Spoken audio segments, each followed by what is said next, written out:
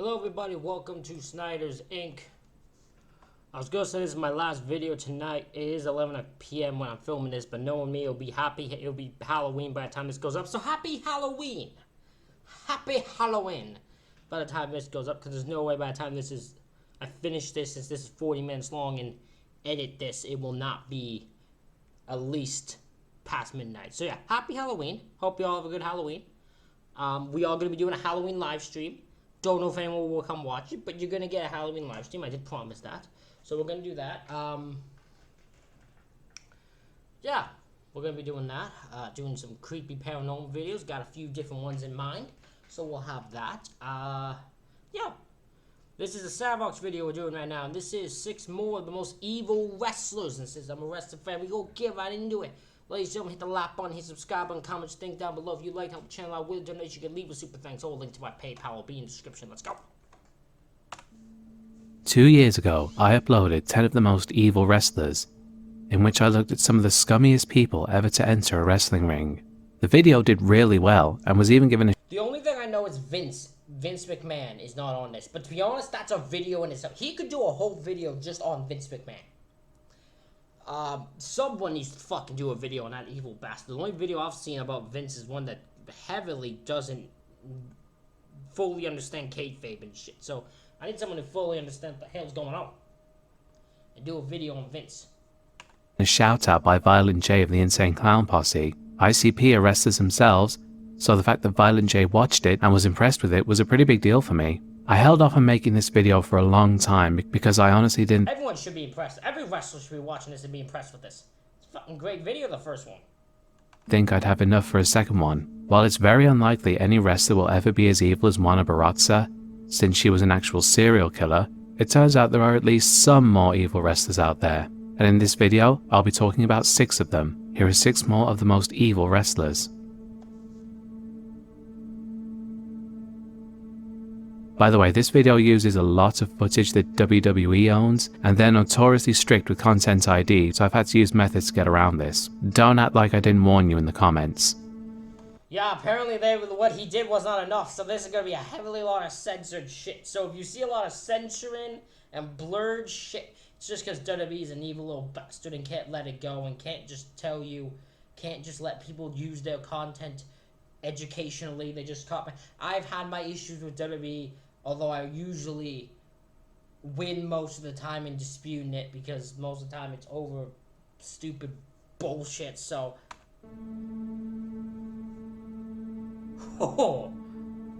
only woman that had a battle royal named after her that got switched to just being a WrestleMania battle royal because I thought having a battle royal named after Fabulous Moolah was a bad idea.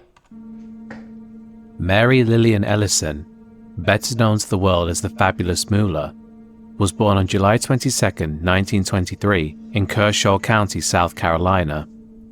Growing up during the Great Depression, Ellison faced numerous challenges.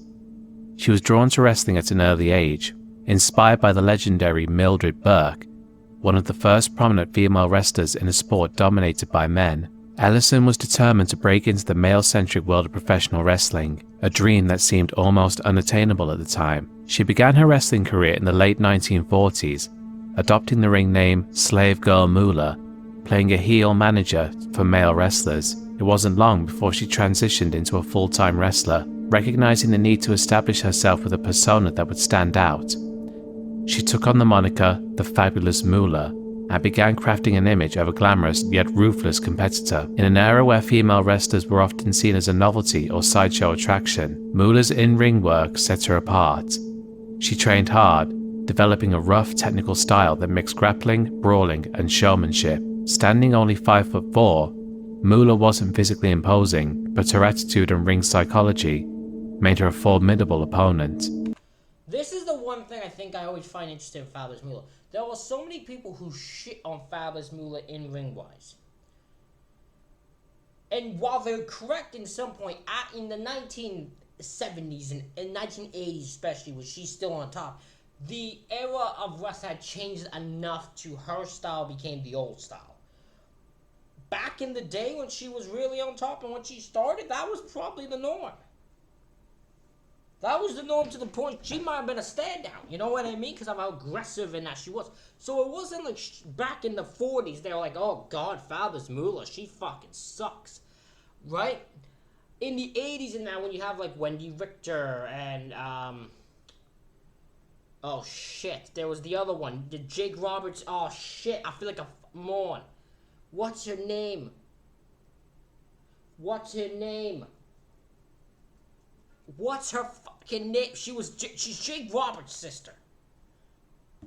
What is her name?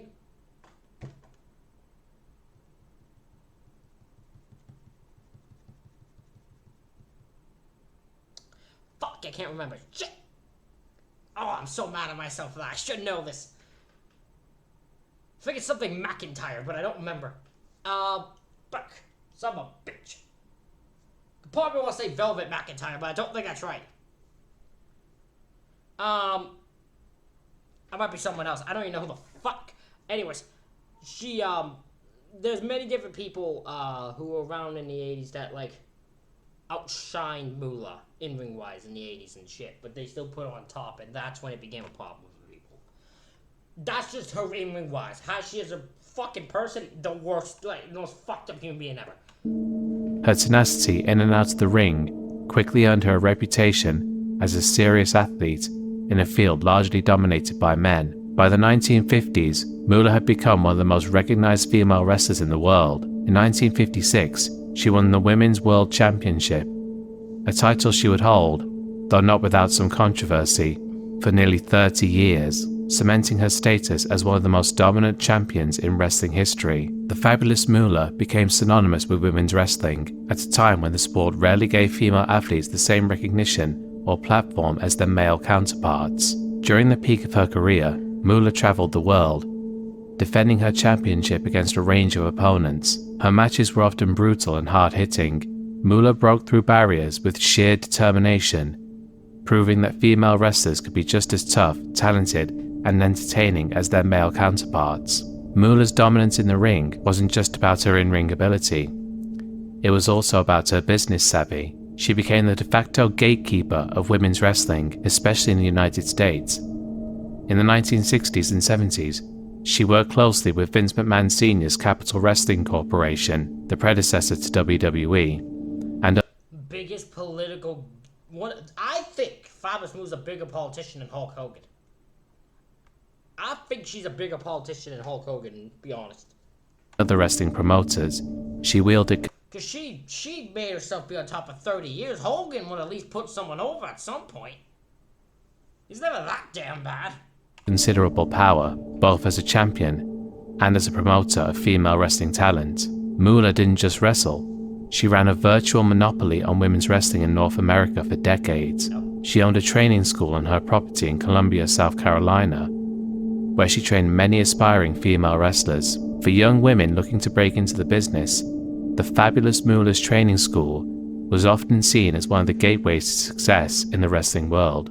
However, this monopoly also became a point of contention in later years. Moolah's relationship with her trainees went beyond coaching them in the art of wrestling. She managed their careers, booked them for matches, and took a percentage of their earnings. At first glance, this may have seemed like a mentor-mentee dynamic. However, as time passed, darker stories emerged from some of Moolah's former trainees that painted a very different picture. In the later years of Moolah's life, and after her passing in 2007, allegations surfaced from several of her former trainees that called into question the nature of her business practices. These allegations cast a shadow over her legacy, suggesting that Moolah exploited, manipulated, and controlled the women who trained under her. One of the primary accusations was financial exploitation. Many of Moolah's former trainees claimed that she would take an exorbitant. I remember, because I didn't know much about Moolah's shit when I was thinking. It wasn't until the Battle Royal controversy and Dark Side of the Ring where I'm like, okay, you've done some fucked up shit, haven't you? Because first with the Battle Royal thing, I'm like, the fuck am I missing? What don't I know about Fabulous Moolah? Because it was everyone being like, obviously we all know she's done this thing. And I'm like, I don't. What the hell did she do? And then Dark Side of the Ring, I'm like, oh, that's what she did. Oh, she's really fucked up, actually. She's actually the fucking worst, I understand. And cut of their earnings. sometimes as high as 50%, while also charging them fees for training, lodging, and booking services. Because she was effectively the gatekeeper of women's wrestling, those under her control had little choice but to comply if they wanted to work. Critics argue that this gave Moolah a stranglehold on women's wrestling, enabling her to dictate the terms of their careers and earnings. Most disturbingly, some allegations went beyond financial control. Several former wrestlers claimed that Moolah had, quote, rented out female wrestlers for appearances in matches, sometimes in unsafe environments. There are even accusations that Moolah facilitated the exploitation of her trainees in other ways, including claims that she knowingly sent them to promoters or venues where they were subjected to sexual harassment or assault. These claims, while not universally verified, have fueled a passionate debate over Moolah's legacy. Moolah's influence remained strong even as women's wrestling evolved in the 1980s and 1990s. She worked with the then World Wrestling Federation, participating in the famous rock and wrestling era, where women's wrestling gained more mainstream attention. In 1983, Vince McMahon, who was looking to take his promotion to a national level, bought the rights to the Women's World Championship from Moolah. This act effectively integrated women's wrestling into the WWF, with Moolah as the face of the division. Despite being well into her 60s, Moolah continued to wrestle and remained a prominent figure on WWF television, often appearing as a heel. She famously dropped the championship to Wendy Richter in 1984 in a match designed to pass the torch to the next generation of female wrestlers. However, she would continue to be involved in the industry, making sporadic appearances in the WWE well into the 2000s, alongside her best friend and fellow women's wrestling pioneer, Mae Young. Though anyone who watched WWE during the Attitude Era would tell you that Mae Young was far more memorable due to the wacky storylines she gets involved. Oh yeah, Mae Young's way more memorable to people than... How on earth Mae Young agreed to the shit she agreed with is always baffled me. Because she agreed to some shit that just made her look like the most craziest woman you've ever seen, but she enjoyed it, which is what's insane. I'm glad it's Moolah that's made to look like the worst, and Mae Young's just this crazy-ass woman. That's all she is. Involved in. And of course, the insane bumps she took in her late 70s. Oh, no! Wait a minute! Oh, my God! She's got to be 80 years old! No, for God's sake! As Bubba Ray, Bully Ray, once described, Mae Young is the toughest dude he's ever been in the ring with. Because she wanted to be... Bubba's told the story that Mae Young wanted Bubba to powerbomb her off the top of a steel cage. Mae Young is psychotic. And I loved it. Mae Young, the table! I can't believe what I've just seen! No, for God's sake, no! In 2018, more than a decade after Moolah's death, WWE announced plans to honor her by naming a Women's Battle Royal at WrestleMania 34 as the Fabulous Moolah Memorial Battle Royal. The announcement, however, sparked immediate backlash from fans and wrestling historians familiar with the allegations against Moolah. Fans flooded social media with the accusations of financial exploitation and abuse, demanding that WWE reconsider the tribute. The outcry was so overwhelming that major sponsors, such as Snickers, publicly pressured WWE to change the event's name. I wondered if they were going to mention that it wasn't just like fan backlash. It was like Snickers went, we're pulling out of Mania if you do not change this. And they were like, fine, okay, yep, we're changing it.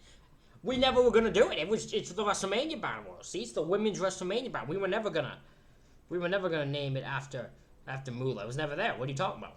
Never happened.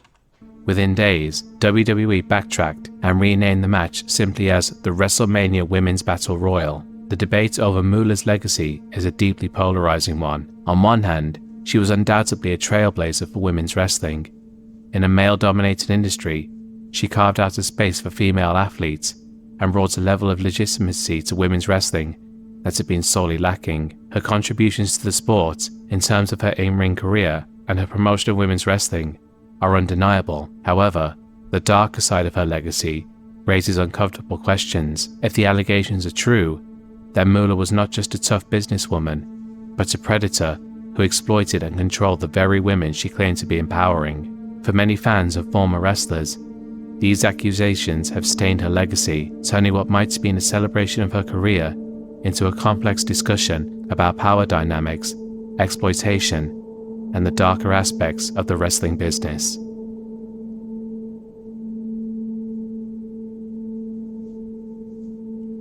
Because here's what's other funny, interesting thing. If she had not done a financial exploitation and all that, I think there'd still be some hate on her, but I just don't think it'd be as big. Because there would still be hate on her for the fucking Wendy Richter thing and the way she politicked, and there were people who didn't like that. But it wasn't until the Battle Royal got out that I think and the dark side of the ring that the allegations really came out about Moolah. Because, unless I'm wrong, and there's people who will comment who'll be like, actually, the whole wrestling world knew about it, except you dipshit. But, I didn't know about Moolah's shit until that point. So I don't think it was, like, super heavily talked about back then, like, before that thing in 2018. But definitely after then, it was definitely heavily talked about, and Moolah's never going to be mentioned by WWE and any other company again. You got any good Bob stories? I feel like everybody has a Bob story. Bob Sweetan? Yes, sir. Oh, he's a piece of shit. But I found him to be insufferable. He's not a good guy. He was a piece of shit as a human being because he was not a good human being. So I didn't care for him, obviously. But I'm not going to disrespect his in-ring work. He was a good heel. He just wasn't a good person out of the ring. Bob Sweetan, born Robert Bayer on July I know nothing about this guy. This is going to be a whole new experience. I'm glad JR fucking hates him though, really. 4th, 1940, began his wrestling career in the early 1970s. He quickly established himself as a fearsome competitor, with a reputation for stiff, hard-hitting matches. In an era where wrestlers were expected to look and act tough both inside and outside the ring, Sweetan fit the mold perfectly. Standing at around 5'11" and weighing in at a solid 250 pounds, he possessed the physicality and ferocity that made fans believe he was every bit as dangerous as the Bruiser moniker suggested. Wrestling primarily in the North American territories, Sweetan's in-ring style was defined by his brutal, uncompromising approach. He specialized in brawls and hardcore matches, often utilizing his signature piledriver maneuver to finish off opponents. His matches were Love and good. Don't care about this guy. I love the pile driver. I think it should be used as a finisher, and I think it should be used in WWE's finisher. I think if you can do it safely, it's been done safely all over the wrestling business, except for like on very few occasions. It's mainly always been safe, as long as you do it right. Stone Cold, because even Stone Cold's injury wasn't a pile driver. It wasn't a spike pile driver. It was like a fucking weird thing Owen Hart did. Weird tombstone version. Just don't do that version. Just do the actual normal pile driver. I don't think anyone's ever been injured, like, really brutally injured from that one, at least by my memory. Were bloodbaths, full of chair shots, punches, and all that. Because when everyone thinks the dangers of a pile driver, they go to the Owen Hart one, which was not a normal pile driver, which is why I don't understand why that one's banned. Violence. Sweetan was a natural heel, a villain who didn't care about bending the rules or hurting his opponents. Fans came to the arena knowing they would see a fight whenever he was on the card. Sweetan gained prominence in promotions like Central States Wrestling, where his matches against stars like Bulldog Bob Brown and Ted DiBiase became local wrestling lore. His career later took him to Southwest Championship Wrestling in Texas, where his reputation for toughness and brutality earned him championship reigns. Sweetan's no-hold-barred style and imposing presence made him a top draw in regional promotions, especially in the Midwest and Southern United States. Sweetan's persona in the ring was simple, a sadistic brawler who relished in dishing out punishment.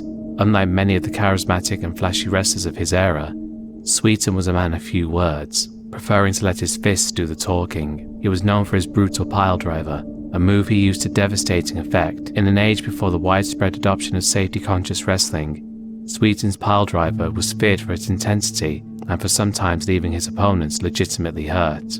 Outside the ring, Sweetan had a reputation for being just as intimidating as his in-ring persona suggested. Stories from the territories paint a picture of a man who was quick to anger and prone to violence. He carried himself with the same gruff, mean demeanor that made him infamous on television, often blurring the lines between his wrestling character and his real-life personality. For fans, this sense of authenticity made him one of the most feared heels of his time. For his colleagues, it made him someone to be wary of. The 1980s saw Sweeten continue Yeah, because he's not on this list just for being an asshole, right? There has to be something he's done, right? to find work in various promotions, but as wrestling moved towards a more entertainment-focused model, with the rise of the WWF, his star began to fade. Sweeten was a relic of a bygone era, a throwback to the gritty, brutal style of wrestling that was losing ground to the flashier, more colourful wrestling boom of the 1980s. Despite his declining prominence, Sweeten remained active on the independent circuit, working for smaller promotions where his reputation for violence still drew a crowd, but as the wrestling landscape changed, his career prospects dwindled. By the late 1980s and early 1990s, Sweeten was largely relegated to the annals of wrestling history, his exploits remembered by a shrinking group of territory-era fans. While Sweeten's in-ring legacy was fading, his personal life was taking a far darker turn. Sweeten's troubles with the law and the violent nature of his real-life actions eventually overshadowed his wrestling accomplishments. In the 1990s, Sweeten's name resurfaced, not for a wrestling comeback, but for crimes that stunned even the most jaded of wrestling fans. Sweeten was charged and convicted of sexually abusing his underage stepdaughter. The allegations were horrific, detailing a pattern of abuse that took place over several years. For those who had known Sweeten as a wrestler, the news was both shocking and disturbing. The charges revealed a side of Sweeten that was even more sinister than the villainous character he portrayed in the ring. This was not a wrestling storyline. Give me a second.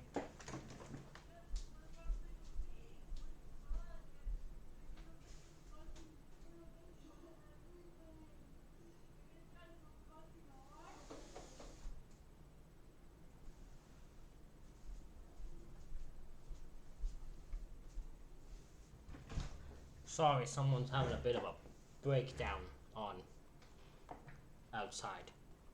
So, I had to close the window because you don't need to hear that. This was the real-life horror involving the man behind the bruiser persona. In 1990, Sweeten was convicted of the sexual assault charges and faced the consequences of his actions in the courts of law. The case left no room for ambiguity about his guilt, as the evidence presented painted a damning picture of his predatory behavior. The conviction and subsequent imprisonment shattered any remaining semblance of respectability Sweeten might have had within the wrestling community.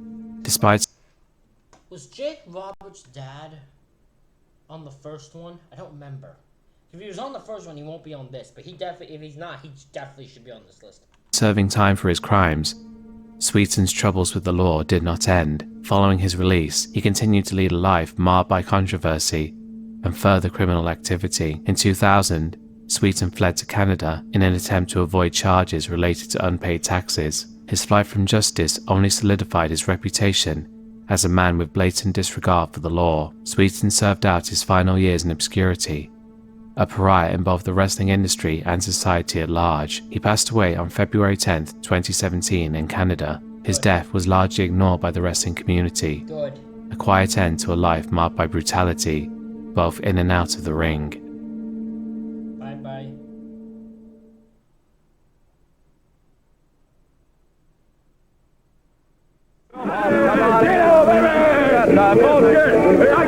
Oh, it's this guy. Okay, I remember watching a review of like AWA's show, I believe, and Brian Zane Bailey wanted to talk about this fucking guy. I've always wanted to know what this guy did. That's the news for tonight. Tonight, right here in town, there's going to be a couple hundred people on with a couple hundred inch big radios. They're running all over the city getting batteries, buying batteries, getting their radios all ready to go. But tonight, Curtis, there's only one radio you got to face, baby, and that's this one, Danny, because we're going to rock it. All right, ladies and gentlemen, Eugene Otto Zumoff, known to wrestling fans as Rock and Roll Buck Zumoff, was born on March 21, 1951. Buck began his wrestling career in the late 1970s, during a time when wrestling was a regional affair, with different territories across the US defining the landscape of the sport. Zumoff was an immediate standout, not just for his wrestling skills, but for the loud and rebellious persona he embraced. Coming into the scene as a cocky, brash rock star type character, Buck Zumoff carried a boombox to the ring and strutted to rock music, creating an image that resonated with the youth culture of the 1980s. Wrestling promoters knew how to tap into the cultural zeitgeist of the time, and Buck Zumhofe was tailor-made for the era of big hair, loud music, and even louder personalities. He gained notoriety in the American Wrestling Association, a promotion that was, at its peak, one of the biggest in North America. His in-ring work, combined with his loudmouth character, led him to multiple stints as AWA's light heavyweight champion, a title meant for smaller, quicker athletes in the promotion. But even as Buck enjoyed a relatively successful career, there were cracks in his persona from the beginning. His quote, rebel character wasn't just an act. He often exhibited erratic behavior outside the ring. In those days though, wrestling's insular nature meant that few ever saw behind the curtain. Promotions, intent on keeping their stars' images intact, shielded much of their talent's personal issues from the public eye, and while Buck's boisterous antics made him a hated heel inside the ring, few knew just how dark his real-life actions were becoming. While Buck Zumhofe's wrestling persona focused on his wild rock and roll lifestyle, off-camera, he was building a reputation for something far more sinister. His wrestling career spanned decades, with various promotions giving him chances, sometimes even after allegations of inappropriate behavior surfaced. In 1986, Zumhofe was convicted of misconduct with a minor. This event should have been a major red flag, but the wrestling world, which often prioritized business and profits over moral considerations, allowed him to continue performing. Wrestling was, after all, a business based on spectacle, and many promoters in the territory system overlooked serious personal issues if a wrestler could still draw crowds or desperation. If it was AWA, huge desperation. Because back during the 80s and 90s, AWA doesn't have many stars, if any, left. perform. Zumhofe's initial arrest didn't garner as much public attention as one might expect. In an era before social media and instant news cycles, it was much easier for these types of incidents to be swept under the rug or forgotten, and so Zumhofe returned to the ring, this time for smaller independent promotions. As a wrestler, his star had begun to fade, but his career was still far from over. In the mid to late 1980s, Buck Zumhofe continued to ride the wave of his controversial persona, often performing in the AWA. By now, his wrestling persona had become synonymous with a sleazy, rule-breaking villain. He was no longer just a rock star wannabe, he was the embodiment of the slimy, underhanded heel. In wrestling's carefully scripted world of good versus evil, Buck Zumhofe was a perfect fit for the latter. His matches were entertaining, albeit mostly in the mid-card, but he still managed to win the AWA Light Heavyweight Championship on 2 separate occasions. However, as the AWA's fortunes declined, so too did Zumhofe's career. By the late 1980s, the AWA was struggling to stay afloat, as major promotions like Vince McMahon's WWF, now WWE, were taking over. As wrestling became more polished and mainstream, there was less room for the grizzled, old-school wrestlers like Zumhofe. He began to fade into obscurity, wrestling sporadically in independent circuits around the country. But for Buck, it wasn't just a fading career that was on the horizon. The darkness in his personal life was about to fully unravel in the most tragic way possible. While Buck Zumhofe's wrestling career declined, the worst aspects of his personal life were just coming to light. In 2013, the wrestling world and public at large was shocked when news broke of Zumhofe's arrest for heinous crimes involving his own daughter. Buck Zumhofe was charged and eventually convicted of sexually abusing his daughter over the course of more than a decade, from Holy Okay, I can see why you don't want to talk. Brian didn't want to talk about fucking hell. This guy's a piece of shit.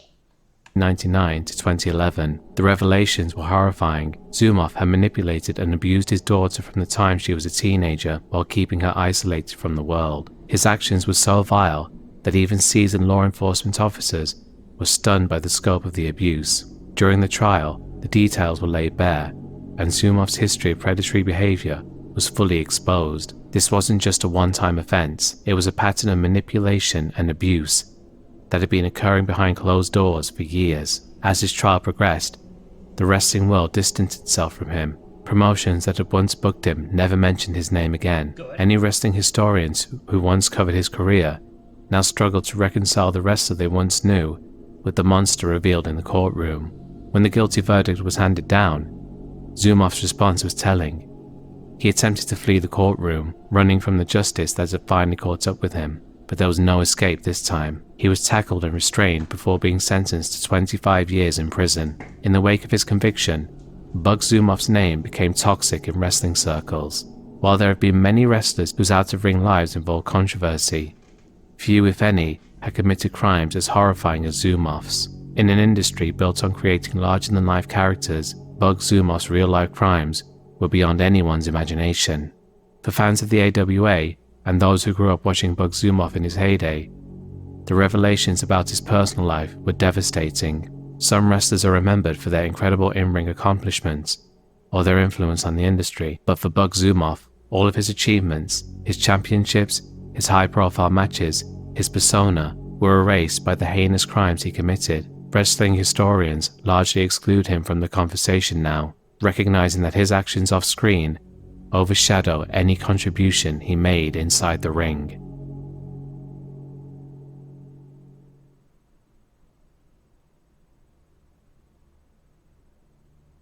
Born Ian William Croyteru on December 7, 1963 in Hamilton, Ontario, Canada, the future Bruiser Bedlam began his journey in wrestling during the early 1980s. With a muscular, imposing build and a natural inclination for physical combat, he made a name for himself on the independent wrestling scene under the name Johnny K.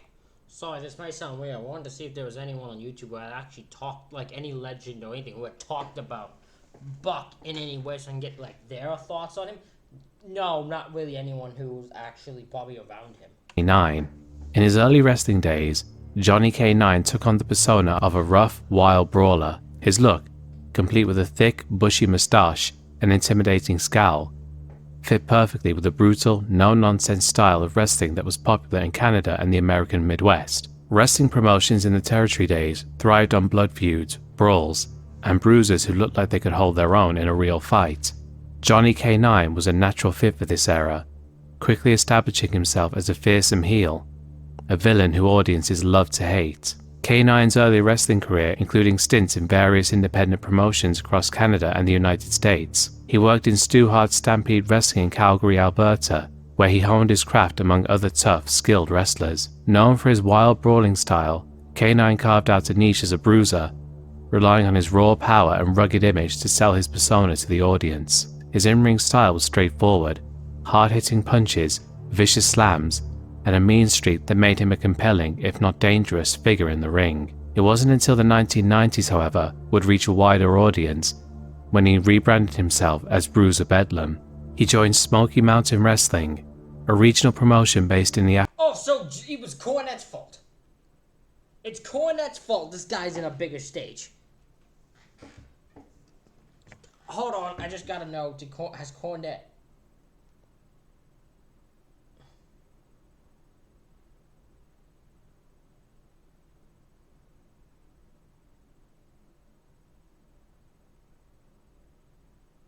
Okay. Appalachian region of the United States, run by legendary wrestling manager Jim Cornette. Cornette was known for pushing wrestlers with larger-than-life characters, and Bruiser Bedlam fit the bill. With his thick build and no-nonsense demeanor, Bedlam was introduced as a ruthless, unstoppable force in SMW, a villain with a penchant for violence and brutality. As Bruiser Bedlam, Croyteru reached the pinnacle of his wrestling career. He was booked as an enforcer for Cornette's villainous faction and quickly became one of the top heels in the promotion. Bedlam's in-ring style was an unrelenting blend of brute force and brawling tactics. He was involved in intense feuds with some of the top stars in the promotion, including Bullet Bob Armstrong and Tracy Smothers. His matches were often chaotic, showcasing his power and willingness to use dirty tactics to secure Sorry, I don't know why when I hear the name Tracy Smothers, a smile just comes on my face. victory. Bedlam's most memorable storyline in SMW was his feud with Macho Man Randy Savage in 1994. Savage, a global star, came to Smoky Mountain Wrestling for a brief period, and Bedlam was chosen as his primary antagonist. The feud gave Bedlam a significant boost as he was presented as a legitimate threat to the high-profile superstar. Though Savage ultimately prevailed, the feud helped solidify Bedlam's status as a dangerous, unpredictable force within the promotion. Despite this success, his wrestling career was relatively short-lived. By the mid-90s, Smoky Mountain Wrestling was struggling to stay afloat. and Bedlam's opportunities in wrestling began to dwindle. As his in-ring career wound down, Croix-Trou turned his attention to a far darker and more violent path. Johan Croix-Trou's life outside of the ring was a stark contrast to his fictional wrestling persona. While Bruiser Bedlam was a villain on screen, Croix-Trou was living the life of a real-world criminal. Even before his wrestling career took off, he had been involved in various illegal activities, including drug dealing and violent crime. As his wrestling opportunities dwindled, he became more deeply entrenched in the criminal underworld. In his home city of Hamilton, Ontario, Croix-Trou joined the Satan's Choice motorcycle. Wait, hold on. This guy's main crux was like Hamilton, Ontario, like Canada? Ontario, Fascinating. Cycle Club, a notorious outlaw biker gang involved in various criminal enterprises. He embraced the gang lifestyle, becoming an enforcer and allegedly participating in a range of criminal activities, from drug trafficking to violent assaults. The line between his wrestling persona and his real-life criminal actions began to blur, with Croix-Trou becoming infamous not just amongst wrestling fans, but within the criminal circles of Canada. One of the most shocking crimes associated with Croix-Trou came in 1996, when he was arrested and charged in connection with the bombing of a police station in Sudbury, Ontario. According to law enforcement reports, Croix-Trou was involved in orchestrating the bombing as an act of intimidation. Oh yeah, I bet the police are gonna really leave you alone after you bomb their headquarters. What an idiot. Although the bomb caused serious damage, fortunately no one was injured. However, the incident highlighted Croix-Trou's willingness to engage in extreme violence to further his gang's interests. Croix-Trou faced several charges throughout the 90s and early 2000s. In addition to his involvement in the bombing, he was linked to a variety of criminal enterprises, including drug trafficking and extortion. His notoriety grew, and the wrestling community distanced itself from him as more of his criminal behavior came to light. But perhaps the most disturbing chapter in Croix-Trou's criminal history occurred in the early 2000s, when he was implicated in a double murder. In 2005, Croix-Trou was arrested and charged with the murders of Lynn and Fred Gilbank, a prominent lawyer couple who had been found shot to death in their Hamilton home in 1998. The brutal crime shocked the local community and law enforcement, who suspected it was related to organized criminal activity. While Croix-Trou was eventually released due to lack of evidence, his connection to such a violent crime cast a dark shadow over his already tarnished reputation. Croix-Trou's criminal activities didn't end there. By 2009, his involvement in organized crime escalated further, culminating in one of his most shocking events. In January of that year, Croix-Trou was implicated in a high-profile conspiracy to commit murder. This time, the target was the Bacon Brothers, a notorious gang in British Columbia's violent underworld. The Bacon Brothers were associated with the Red Scorpions gang, and their operations have made them significant figures in the So it was a conspiracy to commit murder on gang members, on other gang members, opposing gang members. Interesting. Canadian crime landscape. The planned hit was part of an ongoing gang war involving multiple criminal organizations fighting for control over the drug trade and other illicit enterprises. Croix-Trou, still actively involved with biker gangs, was allegedly part of the plot to take out the brothers, a move that would have sent shockwaves through the criminal underworld. Law enforcement had been conducting a lengthy investigation into gang activities, leading to Croix-Trou's arrest, along with several other gang members. He was charged with conspiracy to commit murder, among other offences. Croix-Trou's arrest in 2009 further demonstrated how deeply he had embedded himself in the criminal world after his wrestling career. His involvement. Look, he looks like a hitman. Right? Like, he does not... Don't tell me he doesn't look like you would picture if you saw a hitman on TV. He looks like a hitman. The fact he's, like, one of the main guys of the criminal underworld surprises me, because he just looks like a fucking lackey. Involvement in a high-stakes murder conspiracy illustrated his transformation from a wrestling heel to a real-life enforcer and criminal willing to engage in extreme violence. By the 2010s, Croix-Trou's health was deteriorating. Years of violent confrontations, substance abuse, and the physical toll above his wrestling career and criminal lifestyle had left him a shadow of his former self. Despite occasional expressions of regret over his life choices, he remained deeply connected to the world of organized crime until the end. On February 21, 2017, Ion Kreuteru, the man known to wrestling fans as Bruiser Bedlam, died at the age of 53. His death marked the end of a life. When did he die? The man known to wrestling fans February 21st, 2017. 2017. Wow. He lasted longer than I thought he would have. Ion Kreuteru, the man known to wrestling fans as Bruiser Bedlam, died at the age of 53. His death marked the end of a life characterized by brutality, violence, and a sharp descent from the world of professional wrestling into the shadows of the criminal underworld. This might sound insane.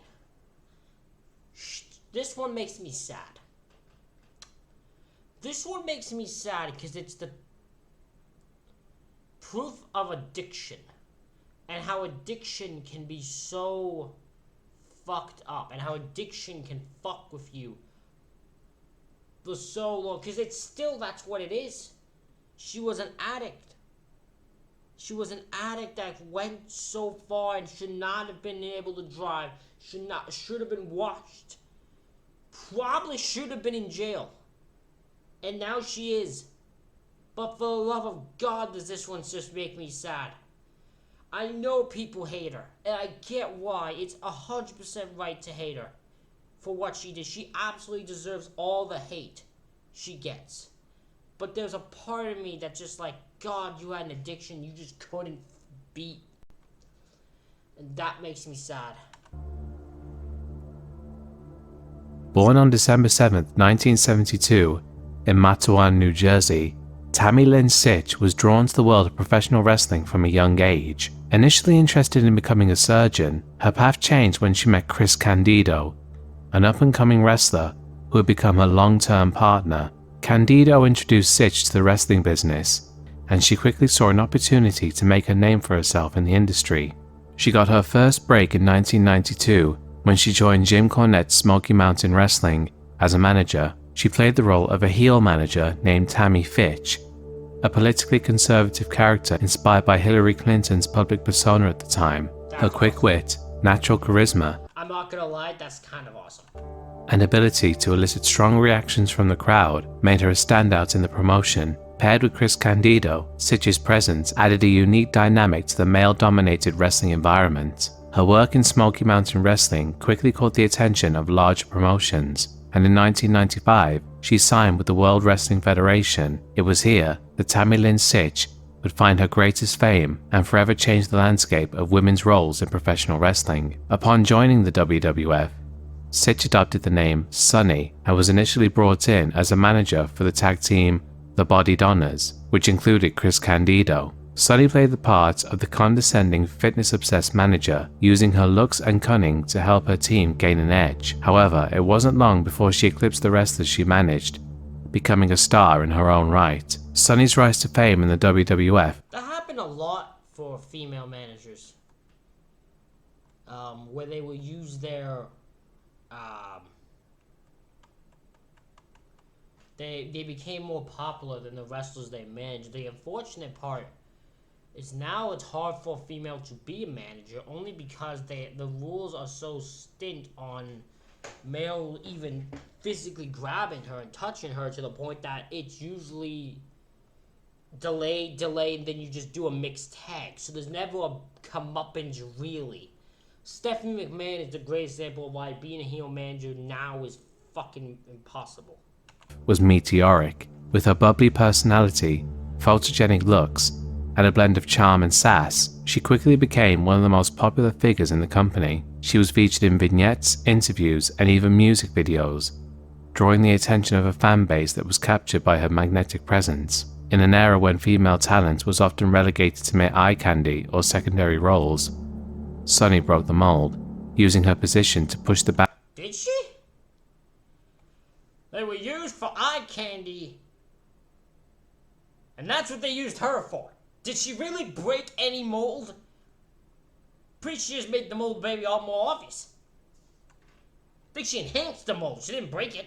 Boundaries of what women could do in the industry. By 1996, Sunny was the most downloaded woman on the internet, according to AOL, a testament to her widespread popularity. She was a key figure in WWF's New Generation era, and her popularity helped pave the way for the divas that would follow in the Attitude Era. However, her unprecedented success came with its own set of challenges, and the pressures of fame began to take their toll on her personal life. As Sunny's career reached its zenith, her personal life began to spiral out of control. Behind the scenes, Sitch was struggling with issues that would later become public knowledge. The chaotic lifestyle of the wrestling business, constant travel, late-night parties, and the grueling physical demands led to increasing problems with substance abuse. Tammy Sitch found herself drawn into the world of alcohol, drugs, and excess that began to erode both her professional and personal life. In the late 1990s, Sitch's relationship with Chris Candido also became strained due to her alleged affairs with other wrestlers, including high-profile names within the WWF. The rumors of backstage conflicts and the toll of her lifestyle choices started to affect her reputation and career. By 1998, her on-screen presence diminished, and she was eventually released from her WWF contract. After leaving the WWF, Sitch bounced around various wrestling promotions, including Extreme Championship Wrestling and World Championship Wrestling. During her time in ECW, her struggles with addiction became more apparent. She and Candido worked as a Oh, Jesus, her in ECW is hard to watch. It's the most saddest thing I've watched in some time. Other than Jake Roberts, her in ECW is one of the most struggles I've ever watched. Because I remember her showing up and I was like, oh, you are on so much. And you can just tell by looking at her. It's so hard to watch. pair, but it was clear to those around them that their lives were unraveling. Her involvement in the wrestling industry became increasingly sporadic, and her personal issues overshadowed her professional accomplishments. The new millennium marked a further decline in Sitch's life, starting with the death of Chris Candido in 2005, aged just 33. Though she had reportedly been unfaithful to Candido on numerous occasions, the death of her husband will have had a deep effect on Sitch. In the 2000s and 2010s, she largely disappeared from mainstream wrestling, though she continued to make occasional appearances on the independent circuit. However, these rare in-ring appearances were overshadowed by her growing list of legal issues. Sitch's problems with substance abuse escalated dramatically during this period. She was arrested multiple times on charges related to alcohol and drug use. DUIs, public intoxication, and domestic disturbances became regular occurrences in her life, and her legal troubles began to dominate headlines. Between 2012 and 2016, Sitch was arrested multiple times for charges ranging from DUI to violating court orders, resulting in several stints in jail. In 2012, she was inducted into the WWE Hall of Fame, an acknowledgement of her impact on the wrestling industry. However, the honor came at a time when she was deeply embroiled in personal turmoil. Many fans and industry insiders saw the induction as bittersweet, given her struggles and the trajectory of her life post-wrestling. Despite attempts to rehabilitate and recover, including public stints in rehabilitation programs, Sitch's troubles persisted. Although she expressed a desire to turn her life around, her continued arrests and erratic behavior indicated that her demons were still very much a part of her life. In 2022, Tammy Lynn Sitch was involved in yet another DUI incident, but this time, the consequences were fatal. Sitch was involved in a car accident in Ormond Beach, Florida, that resulted in the death of a 75-year-old man named Julian Lasseter. According to police reports, Sitch was driving at a high speed when she crashed into a stationary vehicle, causing a multi-car collision. Toxicology reports revealed that she had a blood alcohol level over 3 times the legal limit at the time of the crash. The incident led to her arrest on multiple charges, including DUI manslaughter, driving with a suspended license, and multiple counts of property damage. In 2023, Sitch was sentenced to 17 years in prison for her role in the fatal crash. This marked a tragic culmination of her years of substance abuse and reckless behavior. The lengthy prison sentence underscored the severity of her actions and the devastating impact of the crash on the victim's family. Tammy Lynn Sitch's story is one of wrestling's most complex narratives. She was a pioneer for women in the industry, becoming a breakout star in an era when female talent often played secondary roles. Sunny was more than just a manager or a sidekick. She was a key figure who helped redefine what women could achieve in the business. Her charisma and popularity paved the way for future generations of female performers. However, her legacy is now overshadowed by her personal struggles and criminal behavior.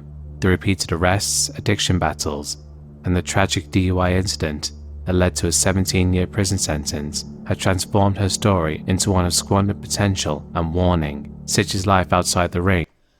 I don't know why, it just makes me sad, This just makes me sad every time I hear her story, 'cause I'm like, you just had demons you couldn't face. Luckily enough, but I get, 'cause like, demons that just led her down the worst fucking path to this. And this needed to happen. It had to be that way. It was going to end that way. The worst part is that someone else had to die. Because it was either she was going to crash and someone was going to get seriously hurt, or she was just going to crash into something and die. Unfortunately, someone died. But there was, in my mind, there seemed to be no other way this was going to end. And that's what makes it so sad for me. Serves as a stark reminder of the dangers that fame, addiction, and unchecked behavior can bring.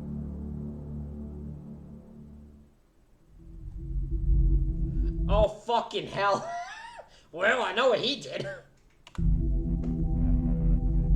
Jose Huertas Gonzalez was born on March 18, 1946, in San Lorenzo, Puerto Rico. He began his professional wrestling career in the 1970s, quickly establishing himself as a rising star. Wrestling in Puerto Rico at the time was an intense and passionate affair, with the audience fiercely loyal to their local heroes. Gonzalez became known for his fierce persona and in-ring abilities, adopting the moniker Invader One as part of the famed tag team, the Invaders. Gonzalez found his true calling when he joined the burgeoning wrestling scene in Puerto Rico, which was led by the promotion World Wrestling Council. WWC was founded by Carlos Colon, Victor Jovica, and Gonzalez himself, becoming the epicenter of wrestling on the island. Puerto Rican wrestling was unique, known for its extreme brutality, especially during the 1980s, when bloodbaths and hardcore matches were a regular attraction. As Invader One, Gonzalez was a top babyface, or quote, good guy, in WWC. He was adored by the Puerto Rican fans, who saw him as a hero fighting against the many villains that visited from abroad. His battles with the likes of Abdullah the Butcher, the Sheik, and other infamous heels cemented his status as a major star. Gonzalez had a gritty, brawling style that fit perfectly with the intense, often violent environment of Puerto Rican wrestling. His influence in the WWC extended beyond his role as a wrestler. As one of the promotion's main bookers, he was heavily involved in shaping storylines, managing talent, and ensuring that WWC remained at the forefront of the island's wrestling scene. His dual role gave him significant power and sway within the company, allowing him to push his character and those of his allies to prominence. The wrestling business in Puerto Rico, especially during the 1980s, was fiercely competitive, with wrestlers enduring punishing schedules and the audience demanding high levels of physicality. Bloodshed and violence were common, with crowds expecting nothing less than a spectacle every night. It was the only reason I'm not really paying attention to this is I know the end result of this. It's cool that I'm listening, so I'm learning his story, but I know where this leads. It was in this intense atmosphere that Gonzalez thrived. His character of Invader One was as brutal as the promotion itself, engaging countless feuds that often spilled out of the ring and into the stands, adding to his legend as a tough-as-nails brawler. By the mid-1980s, WWC had grown to be one of the most important wrestling promotions in the Caribbean. To keep the product fresh and exciting, promoters often brought in international stars for big events. One such star was Bruiser Brody, a legend of the wrestling world known for his wild, chaotic brawling style and imposing presence. Bruiser Brody was a towering figure, standing at 6'8" with a rugged look and ferocious in-ring persona. His matches were spectacles of violence and chaos, making him a perfect fit for the hardcore environment of Puerto Rico. Brody had developed a reputation for being both an incredible draw and a difficult personality to work with. He was known for his strong-willed nature, which often led to conflicts with promoters and other wrestlers, but his star power was undeniable, and his appearance in WWC brought in significant crowds. The fateful night of July 16, 1988 began like any other in the wrestling world. The event was held at the Juan Ramon Nobrel Stadium in Bayamon, Puerto Rico, with several big names on the card, including Bruiser Brody. But what happened backstage that evening would forever stay in the history of professional wrestling. As wrestlers prepared for their matches, tensions were high. According to various accounts, There had been ongoing disputes between Gonzalez and Brody, particularly over booking decisions, money, and the way Brody conducted business in Puerto Rico. Brody was known for demanding his worth and sometimes being uncooperative if he felt he was being wronged, which didn't sit well with many promoters and bookers, including Gonzalez. Sometime before the event, Gonzalez asked Brody to step into the shower area of the locker room to discuss some business. Accounts differ on what exactly transpired next, but what is known is that a heated argument broke out. Moments later, Gonzalez emerged holding a bloody knife, and Brody stumbled out of the shower area, clutching his abdomen. He had been stabbed twice, once in the stomach and once in the chest. The locker room descended into chaos, some wrestlers rushing to Brody's aid, while others, stunned, stood in disbelief. Brody was quickly rushed to the hospital. However, due to the crowded streets and lack of immediate medical response, it took some time to get him proper medical attention. Tragically, despite efforts to save him, Bruiser Brody succumbed to his injuries and died the following day. The news of his death sent shockwaves through the wrestling community. How could such an incident happen backstage, and what would come next for Gonzalez? The events that followed only deepened the mystery and controversy surrounding the incident. I'm pretty sure he was never charged, right? If my memory's correct, he never went to jail for it. I'm pretty sure there was just like this mystery that was never really answered. We knew who stabbed him, we just didn't know what actually happened. Gonzalez was promptly arrested and charged with murder. The wrestling world was left reeling, and many wrestlers who had been present that night, including Tony Atlas and Dutch Mantel, recounted the events with horror. Jose came back and said, "Brody, can I see you?" So they went in the shower, and they walked in the shower, all I hear was, huh? So I jumped up, because I was about as far from here to you from the shower. I dropped my hot pad, and I saw Brody bending over holding his stomach. Jose had a knife like this. Carlos Colon cut in front of me, grabbed Jose by the arm, pushed Jose up against the wall, said, "No, Jose, no, Jose." Jose come down with the knife, cut Brody ponytail off. I pulled Brody out of the shower. I laid him down on the floor. When I walked into the building, all I hear was laughing and joking.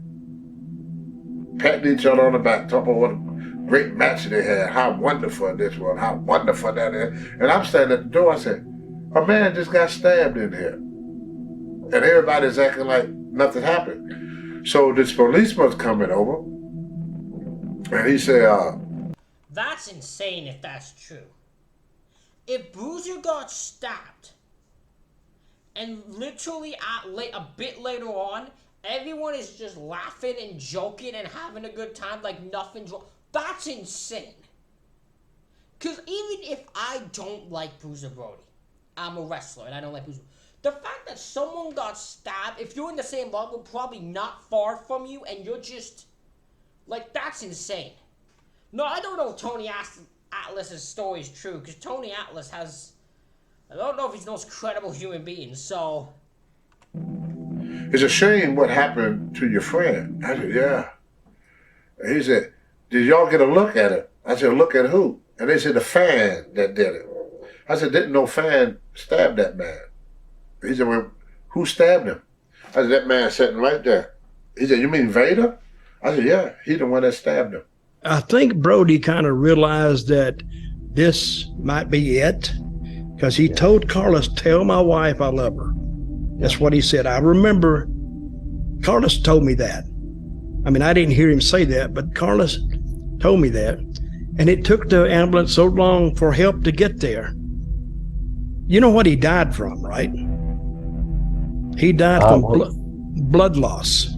Yeah, blood loss. Yeah, absolutely, sure. And the reason they took him to the hospital, and he was in the hospital, but they couldn't stop the bleeding. They actually did two surgeries on him. They did one to fix what was cut, and I'll get to another point in just a minute. But then they saw he was losing more blood, and they went back in the second time, and they stitched him back up, but they could not stop it. I don't know why they couldn't stop the blood. I don't know why. He was in a hospital. Seemed like that would be one of the things they would know, I guess. But after they got him out, Tony come back about an hour later, and he's raising hell. And And Vader's brother was in the dressing room. I remember him saying in Spanish, somebody told me he said in Spanish, he might need to shut up. He could be next. I tell you, the dressing room was, now not only did you have to worry about the fans, now the Americans were in a hostile dressing room, and it shouldn't have been that way. The trial that ensued raised more questions than it answered. In Puerto Rico, Gonzalez was a beloved figure both as a wrestler and as a local hero. His standing in the community, coupled with the complexities of the Puerto Rican legal system, played heavily into the trial's outcome. Many key witnesses, including wrestlers who were present in the locker room, were either not called to testify or found it difficult to communicate with the local authorities. Yeah. Fucking Puerto Rico, fucking back in the day, right? Back in the day. Fucking people couldn't get the legal system. All you had to be popular, and they're like getting in there, fuck the rest. Fucking, like, how do you not get? There were people in that locker room who saw everything. How do you not have them testify? That doesn't even make no fucking sense unless you're trying to fuck the whole trial over, which is, I think, what happened here. They were just trying to make it so there was no actual sentence. There's nothing anyone could do to sentence him. Due to language barriers and travel difficulties, during the trial, Gonzalez claimed that he had acted in self-defense, stating that Brody had become aggressive and that he feared for his life. The jury, composed of Puerto Rican locals, ultimately acquitted Gonzalez of murder, accepting his defense plea. Gonzalez walked out. Here's why I couldn't work with that sentiment. If you went by the term, you're in the locker room, you're in your gear, and he went, yeah, he got aggressive and he had a knife, I'll just be, why do you have a knife? You're talking business with a dude. I understand if you had a knife in your bag and you were just in the locker room, but you went into the shower with a knife that you had on you. Why'd you have a knife on you when you went to go talk business in the shower with Bruiser Brody? There's no way you thought it would get physical if that's your defense, if you were just in shock that he became aggressive. So immediately I'd be able to shut that down. And probably, except the fact that he's Puerto Rican, anyone could have shut that down. But because he was Puerto Rican and he's beloved, every local who saw a Puerto Rican versus a non-Puerto Rican was just going to let this guy go. It was just going to happen. Out to the courtroom, a free man, leaving the wrestling world stunned and infuriated. Despite his acquittal, Gonzalez's legacy was forever tainted. In the eyes of many in the wrestling community, especially those outside Puerto Rico, he was guilty of cold-blooded murder. The incident not only marked the tragic end of Bruiser Brody's life. I don't know if it's cold blood. The only reason I could see why it's cold blood, because you went there, because you could say you brought the knife in case it got physical. But to me, the part that doesn't work is he was like, I was in shock and fear for my life. Bruiser somehow got angry and I didn't expect it and you stab him. That doesn't work because you brought a knife. The way I would expect is if Bruiser Brody wouldn't agree to do business the way Jose Gonzalez wanted him to do it, he'd get stabbed, which is what I think happened. Which is what happened. That's what I think it is. Life, but also cast a long, dark shadow over Gonzalez's career. To this day, the details of that night remain shrouded in controversy, with many believing that justice was never truly served. No, it wasn't. Gonzalez returned to wrestling in Puerto Rico, continuing to perform as Invader 1. Incredibly, he maintained a level of popularity among local fans, many of whom either overlooked or did not believe the accusations against him. His continued presence in the ring was like, dude, don't believe he actually stabbed him or don't believe that it was murder. Because if they don't believe it was stabbing, that's even weird because he said he did. If they don't believe he murdered him, that might be the thing because they just went with his story. a bitter pill to swallow for those who had known and worked with Brody.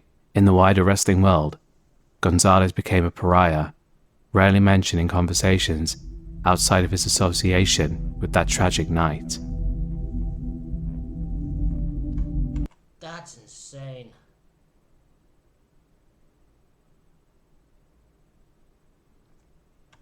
And that's the end of the video, folks. I think it's safe to say that this will be the last Evil Wrestlers video I make. I really don't think there's enough for another one. Any wrestlers that are left are probably all just either assholes or are just New Jack. A number of people asked why I didn't put him on the last list, The reason for this is, a lot of the stories about him are either exaggerated, or just straight up made up by other wrestlers or New Jack himself. No, he didn't try to kill Vic Grimes, Vic just overshot the landing off that scaffold. That match with Gypsy Joe was a joke because Joe was 70 years old and had no business being in the ring for a hardcore match anyway, and he can't have quote stabbed Hunter Red very hard if Hunter didn't even press charges afterwards. All in all, New Jack... The only one that works is the massacre, the ECW one, where he legitimately beat the single ever loving piss out of the dude. But then again, that's not even him. Bro, yeah, New Jack's just fucking crazy. Jack was basically just a bit of a crazy cokehead. Anyway, thank you very much for watching. Be sure to like this video, leave a comment and subscribe if you're new, and I'll see you all next time. Goodbye.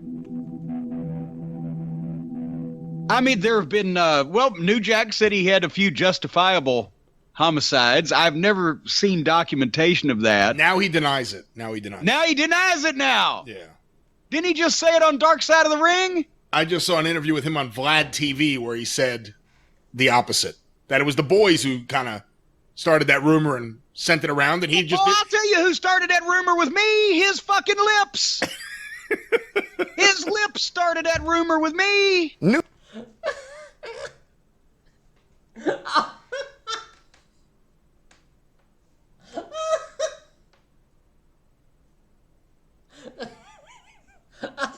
I'll tell you who started his fucking lips. New Jack is dead, okay? But let me tell you something, okay?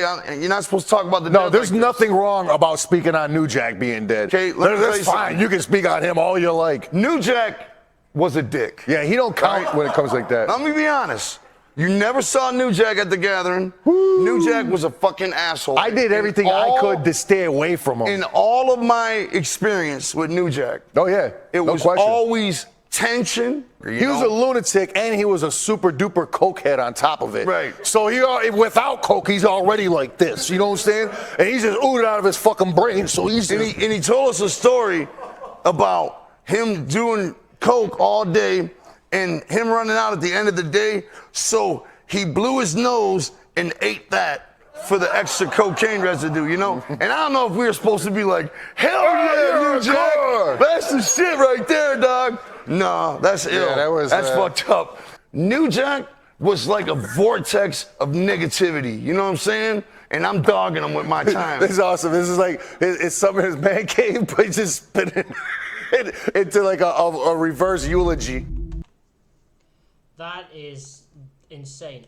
Ladies and gentlemen, let me know what y'all think in the comments. Hit the like button, hit the subscribe button. Thank you all for watching. I'll see you all for the next one.